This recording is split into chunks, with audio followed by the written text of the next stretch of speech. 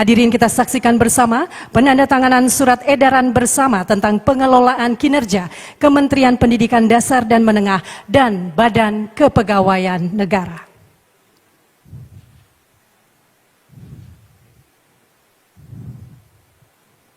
Assalamualaikum warahmatullahi wabarakatuh. Selamat siang, salam sejahtera untuk kita semua. Yang terhormat Bapak PLT Kepala Badan Kepegawaian Negara, Bapak Dr. Andes Haryomo Dwi Putranto MHum. Yang saya hormati Ibu Direktur Jenderal Guru dan Tenaga Kependidikan, Ibu Profesor Dr. Nunuk Suryani MPD. Yang kami hormati Bapak Deputi Bidang Pembinaan Penyelenggaraan Manajemen Aparatur Sipil Negara, Bapak Dr. Herman MSI. Yang kami hormati Bapak Deputi Bidang Sistem Informasi dan Digitalisasi Manajemen Aparatur Sipil Negara, Bapak Suharmen Eskom MSI. Yang kami hormati Deputi Bidang Koordinasi Peningkatan Kualitas Pendidikan dan Moderasi Beragama, Bapak Profesor Dr. Warsito SSI DA PhD.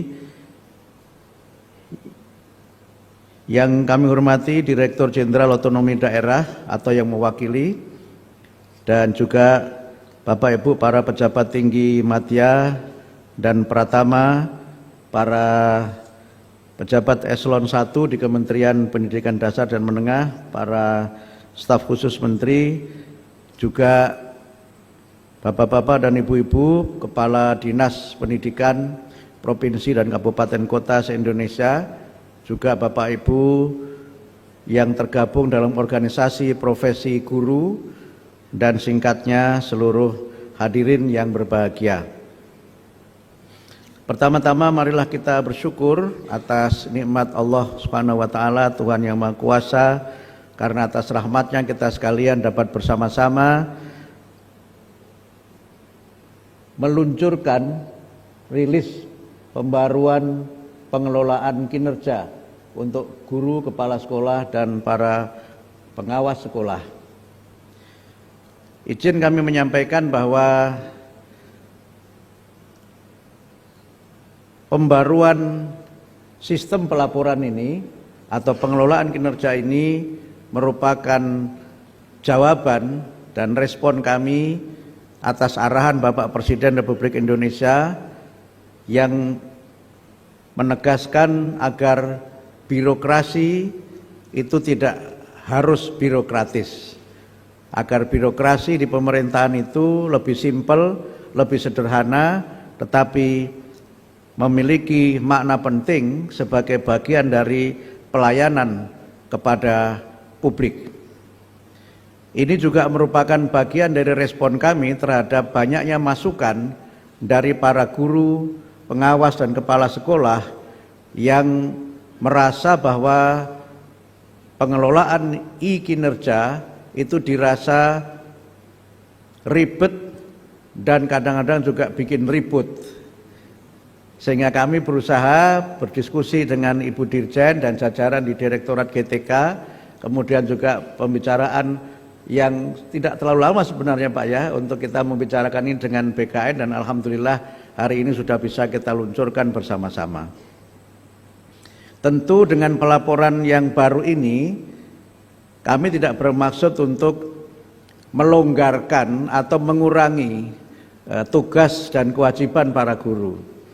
Sistemnya yang kami rubah, komponennya yang coba kami susun kembali, karena pada dasarnya tugas guru itu sudah melekat di dalam Undang-Undang Guru dan Dosen.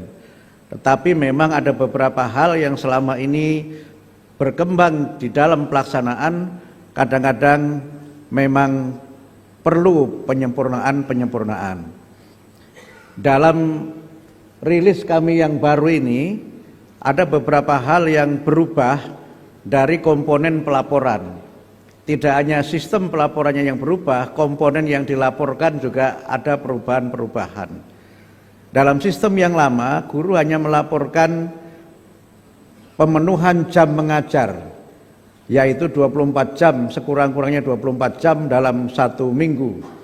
Sehingga banyak guru yang sering saya bercanda, guru yang dari lonceng ke lonceng, karena tidak bisa memenuhi 24 jam mengajar di satu sekolah, karena memang jumlah kelas yang terbatas dan jam mengajar yang juga terbatas. Sehingga karena harus mengejar dari lonceng ke lonceng itu, tugas guru yang sangat penting yaitu membimbing peserta didik, membimbing para murid itu seringkali tidak dapat terlaksana dengan sebaik-baiknya. Saya sering menyebut sebagian guru itu adalah guru yang hit and run, datang untuk mengajar, setelah itu kabur entah kemana kita tidak tahu. Nah, dengan pola kinerja yang baru ini, maka guru tentu harus menunaikan tugas utamanya yaitu mengajar. Tetapi tidak harus 24 jam mengajarnya itu. Mengajar sesuai dengan jadwal dan mata pelajaran yang ada di sekolah itu. Kemudian pemenuhan yang lainnya untuk 24 jam itu bisa berasal dari membimbing peserta didik. Ini ada di dalam Undang-Undang Guru Dosen yang tadi Bu Dirjen menyampaikan 5M itu salah satunya adalah membimbing. Sehingga sekarang ada kesan karena sibuk kesana kemari, tugas guru sebagai pembimbing itu belum terlaksana secara maksimal. Dalam pelaporan yang baru ini, guru sebagai pembimbing nanti bisa dihitung dengan jam tatap muka. Kemudian yang kedua, guru juga memiliki kewajiban untuk meningkatkan kualitas profesionalnya. Saya belum ketemu bahasa Indonesianya, yang populer kita kenal dengan continuing professional development. Sehingga proses-proses di mana guru meningkatkan kompetensi ini juga kita hitung dengan jam tatap muka. Yang itu ada ketentuan dalam 1 tahun dia harus memenuhi berapa jam untuk dia meningkatkan kualitas diri. Sehingga pelatihan-pelatihan untuk para guru nanti akan kita selenggarakan dan itu merupakan bagian dari 24 jam tatap muka itu.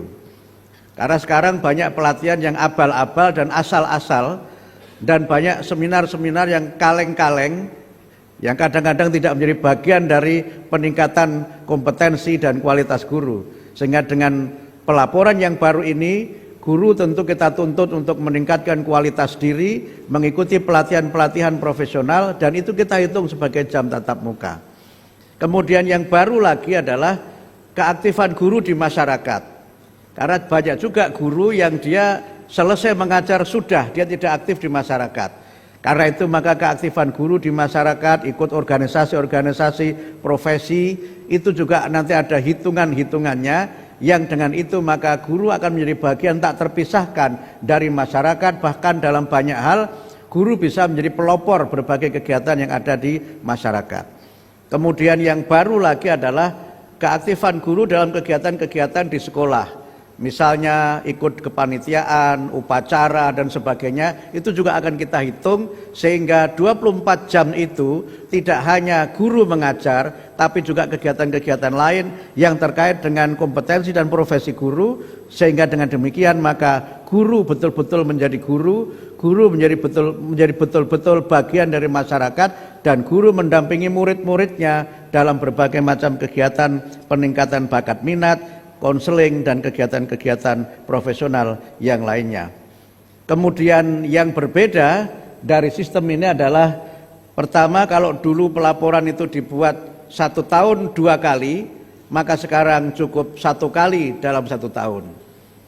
Yang kedua, pelaporannya tidak perlu diupload oleh masing-masing guru, tidak perlu diunggah oleh masing-masing guru, cukup nanti dibuat, diverifikasi kepala sekolah, yang mengunggah adalah kepala sekolah.